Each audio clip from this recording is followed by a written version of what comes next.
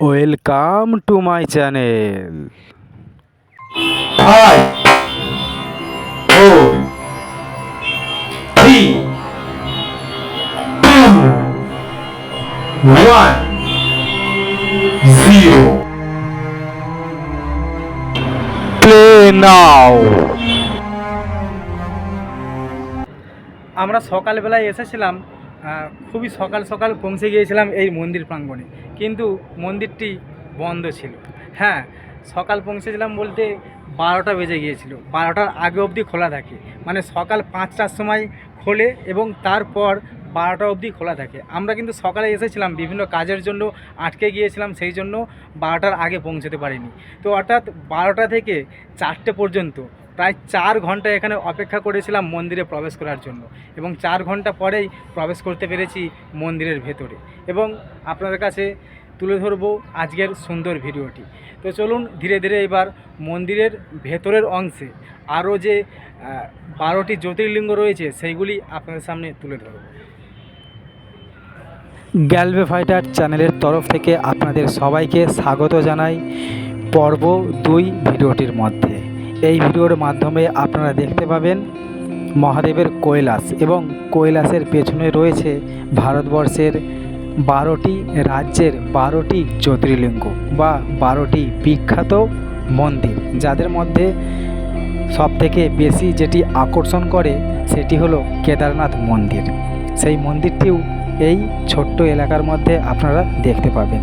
হ্যাঁ, এলাকাটি 1 বিঘার মতো জায়গা। সেই 1 বিঘা জায়গার মধ্যেই কিন্তু 12টি জ্যোতির্লিঙ্গ প্রতিষ্ঠা করা হয়েছে, বা 12টি বিখ্যাত মন্দির এখানে স্থাপন করা হয়েছে।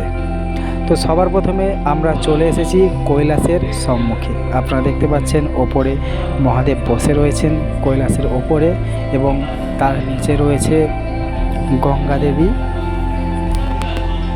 খুবই সুন্দর একটি মুহূর্তের মধ্যে আমরা আজ চলে এসেছি এবং নিয়ে এসেছি আপনাদেরও। আমরা এবার ধীরে ধীরে প্রবেশ করব কৈলাসের ভেতরে। গঙ্গা দেবীর নিচে কিন্তু একসময় জল ছিল, এবং ওই জলের মধ্যে একটি মাছও ছিল। তো এখন কিছুটা এডিটিংয়ের কাজ চলছে, যেটি আপনারা ভেতরে ঢুকলেও বুঝতে পারবেন। তো চলুন আমরা এবার ধীরে ধীরে প্রবেশ করব সামনের দিকে। এই যে দেখছেন, এটি হলো 51 ফুট শিব মূর্তি, যেটা আপনাদের পর্ব 1-এর মাধ্যমে ভ্রমণ করিয়েছি।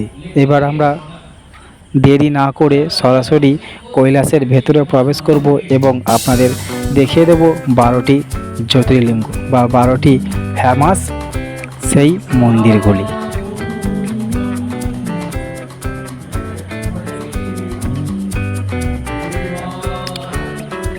এটি নিবেশ, এটি প্রবেশদ্বার। তো আমরা প্রবেশদ্বার থেকে ধীরে ধীরে এগিয়ে যাব সামনের দিকে।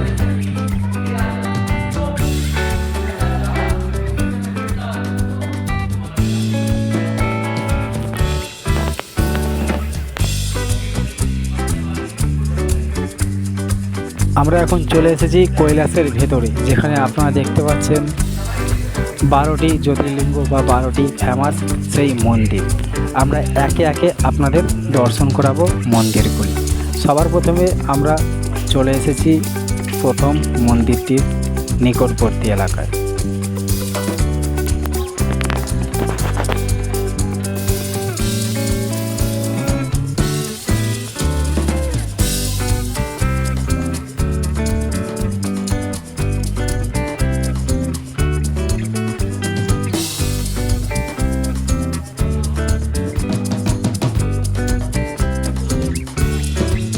আরও একটি মন্দিরের সামনে চলে এসেছি, যেটির নাম বিশ্বনাথ মন্দির।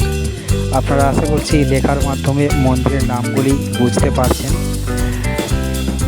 তো আমরা এবার ধীরে ধীরে এই মন্দিরটি ছাড়িয়ে পরের মন্দিরটিতে চলে যাব।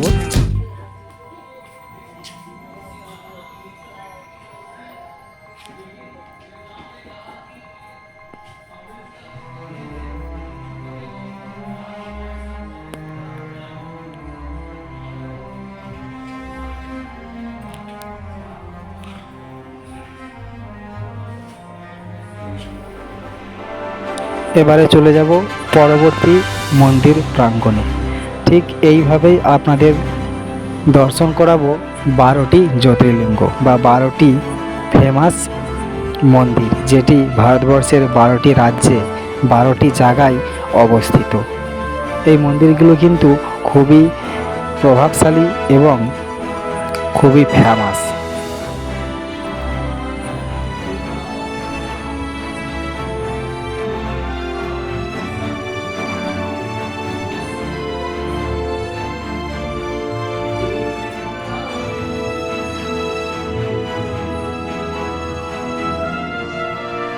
এবার আমরা আরও একটি মন্দিরের দিকে এগিয়ে যাব।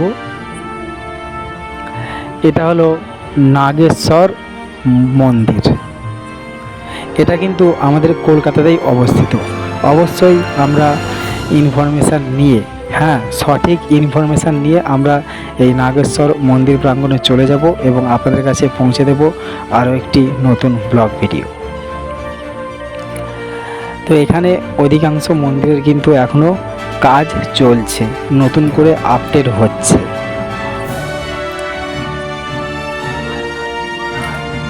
এরই মধ্যে কিন্তু সৌন্দর্যতা খুবই সুন্দরভাবে ফুটে উঠেছে। এবারে আমরা প্রবেশ করছি রামেশ্বরম মন্দিরের মধ্যে।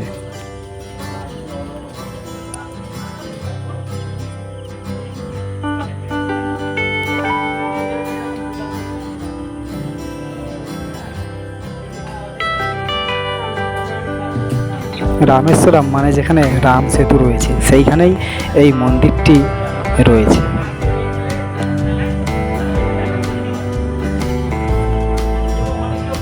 এবার আমরা এগিয়ে যাচ্ছি সোমনাথ মন্দির প্রাঙ্গণে। সত্যি এখানকার এডিটাররা কিন্তু খুবই সুন্দরভাবে এডিট করছেন মন্দিরগুলি, বা এডিট আগেও করেছিলেন। এখন রঙের কাজ চলছে, কিছু কিছু মন্দির নতুন করে রং করা হচ্ছে।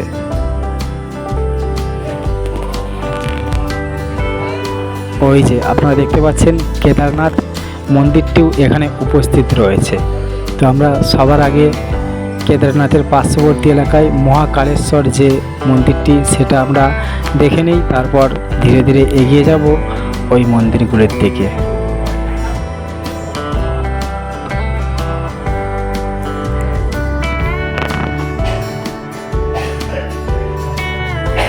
এবার চলে এসেছি পরবর্তী মন্দির মল্লিকার্জুন।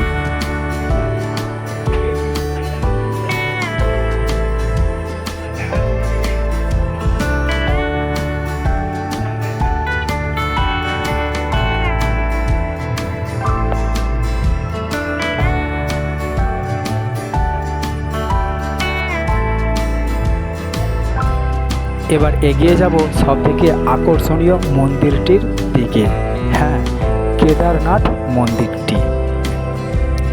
তবে এই মন্দিরটি কিন্তু নতুন করে আবারও রং করা হচ্ছে।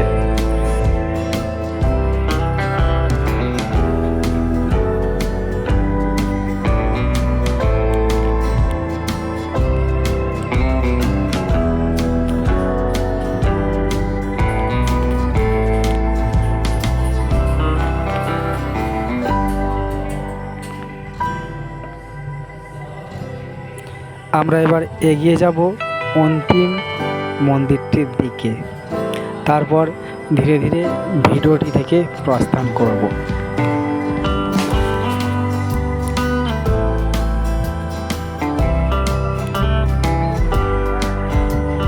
তো আপনারা দেখতে পাচ্ছেন 12টি জ্যোতির্লিঙ্গ কিন্তু এক জায়গাতেই রয়েছে। ভারতবর্ষের 12টি রাজ্যের 12টি বিখ্যাত মন্দির এই হাওড়া জেলার মধ্যেই রয়েছে। সালকিয়া রোড এলাকায় মন্দিরটি অবস্থিত। এই মন্দিরের এই সুন্দর সুন্দর জিনিসগুলি আপনারা অবশ্যই দেখতে পারবেন এবং অবশ্যই এই মুহূর্তটি অনুভব করতে পারবেন যদি আপনারা এখানে এসে থাকেন। ভিডিওর মাধ্যমে তো অরিজিনাল যে অনুভূতিটা আসে সেইটা আপনারা পাবেন না। আশা করছি আপনারাও এখানে ভ্রমণ করতে আসবেন এবং খুবই ভালো লাগবে। আমরা এবার কৈলাস থেকে বাইরের দিকে বেরিয়ে যাব এবং বাইরের কিছুটা দৃশ্য এই পার্ট 2 এর মধ্যেও আপনাদের দেখিয়ে দেবো, কেননা পার্ট 1 আপনারা আশা করছি দেখেছেন এবং ভালো লেগেছে, অনেক দিন আগে দেখেছেন, এবং পার্ট 2 এর মাধ্যমে আরও এক ঝলক দেখিয়ে দিতে চাই বাইরের সুন্দর দৃশ্যটি।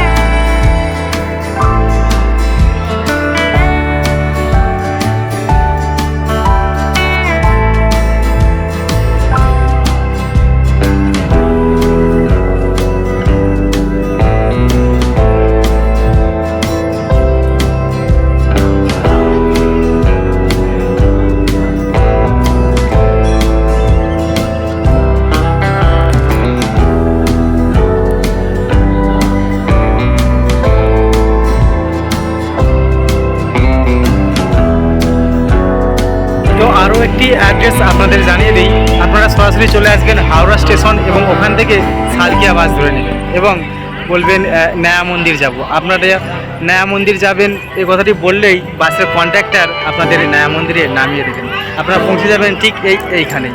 হ্যাঁ, সালকিয়া রোডের গায়েই এই মন্দিরটি রয়েছে।